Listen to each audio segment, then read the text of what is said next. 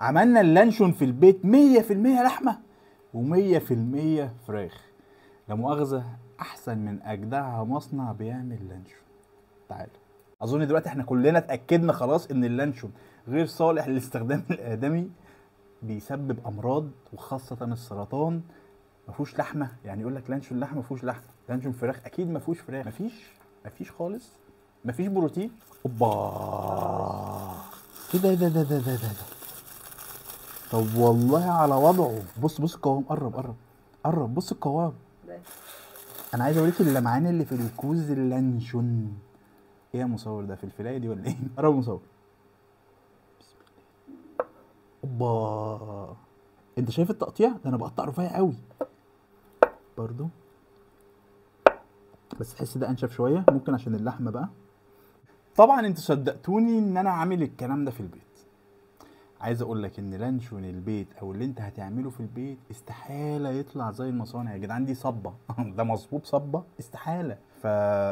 هو استحالة نطلع الشكل لكن مش استحالة نطلع الطعم. الطعم طلع والله، اللي انا هقوله لك، الطعم طلع تحفه، ما تضحكوش.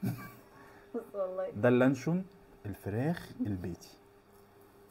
انت عارف ايه اللي موجود جوه؟ والله فراخ يا جدعان، فراخ يا جدعان. جاهزين للحمه؟ بس والله طعمه حلو جدا.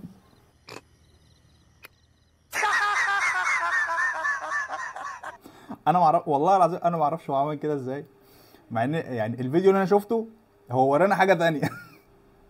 والمصانع، اول حاجه في الوصفه تنزل بكوبايه ميه، بعد كده البهارات هقول لك عليها في الكومنت. هتقطع على الخليط ده عيش، سواء رغيف او رغيفين على حسب زي ما انت عايز. انا جبت صدرين كاملين فراخ قطعتهم. بعد كده العيش بعد ما سيبناه شويه في الخليط اللي احنا عملناه هيتضرب في الكبه، وبعد كده ننزل بقطع الفراخ. اخلط، اهم حاجه وانت بتخلط تنزل بمكعبات تلج، دي هتفرق جدا في الخلطه بتاعتنا. انا جبت كيس حراري قطعته، فتحته من ناحيتين ونزلت بالخليط. بص بقى على الخليط، ركز كويس، ده القوام اللي احنا عايزينه. افضل اخلط فيها لحد ما تبقى ناعمه خالص. ونسيت اقول لك حاجه، لازم تنزل بربع كوبايه زيت بحيث ان الدنيا ما تلزقش منك. عارف، انا حاسس ان الدنيا لذيذه بالنسبه لي، الطعم حلو يعني. اهم حاجه بالنسبه لي الطعم احسن من الشكل. نجيب الفويل، هنلفه بالفويل وبعد كده تغلي ميه. اهم حاجه الميه تبقى بتغلي، وتحط الخليط بتاعنا او الكوز بتاعنا ده لمده ساعه، وتسيبه في التلاجة 24 ساعه، وتاكل الف هنا وشفا.